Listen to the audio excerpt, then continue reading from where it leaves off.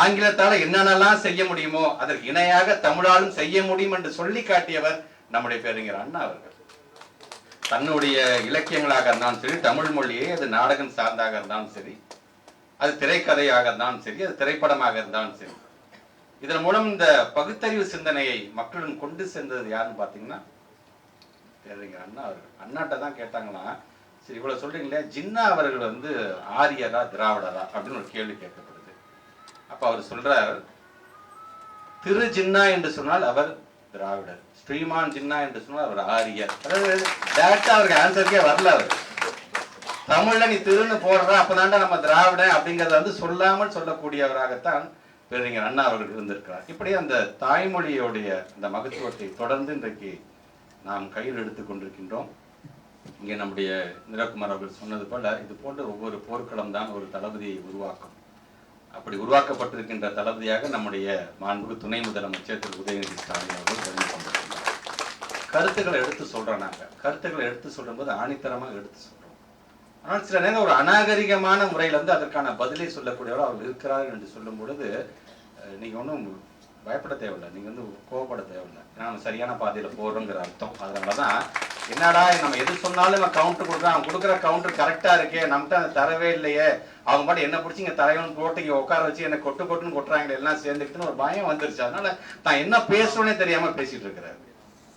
அதான் நம்முடைய மாண்புக்கு துணை முதலமைச்சர் இன்னைக்கு மத்தியானம் பார்க்கும்போது நல்லா பேசுனீங்க, இது அறிவாலயத்துக்கு வந்தாலும் வருவானம்ல, நீ முதல்ல அண்ணா சிலைக்கு நீ வந்து பாரு அப்படின்னு சொன்னீங்க. ரொம்ப சந்தோஷமா இருக்கு.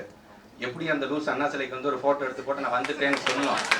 அப்படி வந்தாலும் நீங்க சொல்லுங்க, நீங்க அவங்க கிட்ட பரவாயில்லப்பா தம்பி நம்ம சொல்றதெல்லாம் கேட்குது, அப்படியே அந்த பணத்தை வாங்கிட்டு வா தம்பி அப்படின்னு மட்டும் சொல்லுங்க போதும். ஏன்னா அவரால் அண்ணா சிலை வரைக்கும் மட்டும் தான் வந்து போட்டோ எடுத்து போட முடியும், அவங்களால பணத்தெல்லாம் வாங்கி தர முடியும். ஏன்னா அவங்க நம்மளை வஞ்சிக்க வேண்டும்.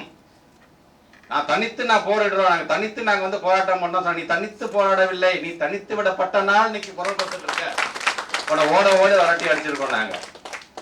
அப்படி இன்றைக்கு நமக்கான அந்த பணத்தை தானே கேட்கிறோம். என்ன கட்சிக்காக கேட்கிறோம், நாங்க அறிவாலயம் பூசா கட்டத்துக்கான கேட்கிறோம். 43 லட்சம் பிள்ளைகளோட எதிர்காலம் என்பது இந்த 2152 கோடி ரூபாயில இருக்கின்றது. நீ சம்பந்தமே இல்லாம பிஎம்ஸ்ரீ அப்படிங்கிற நீ கையெழுத்து போட்டா தான் நான் அந்த பணம் தருவேன் என்று சொல்லுகிறாய். பிஎம்ஸ்ரீ என்பது தரமான கல்வியை தர வேண்டும், அதற்காகத்தான் நாங்க சொல்றோங்கிற.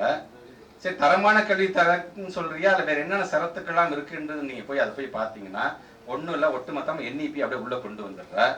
ஆக அப்படி என்இபி நீ கொண்டு வரும்போது எப்படி எங்களால் ஒட்டுக்கொள்ள முடியும்? முதல்ல அந்த என்இபி ஃப்ரேம் பண்ணல, முதல்ல எங்களை கேட்டியா? நீ எங்களை யாராச்சும் கூப்பிட்டியா? இந்த ஸ்டேட்ல இருந்து ஒவ்வொரு ரெப்ரஸன்டேஷன் வாங்கப்பா, நம்ம உட்காந்து பேச கன்கரண்ட் லிஸ்ட் தானே, அது பேர் ஒத்திசைவு பட்டியல் தானே. அது ஒத்திசைவு பட்டியல் நீ நானும் உட்காந்து பேசி தீர்க்க வேண்டியதானே.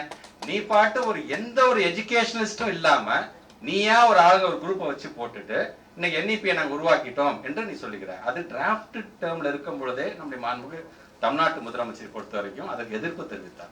இதுல பல கருத்துக்கள் நீங்க கேட்காமலே நீங்க செய்றீங்க.